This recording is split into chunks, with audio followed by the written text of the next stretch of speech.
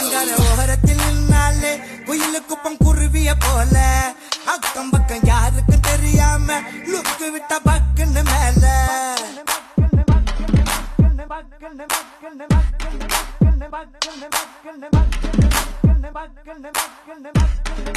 Back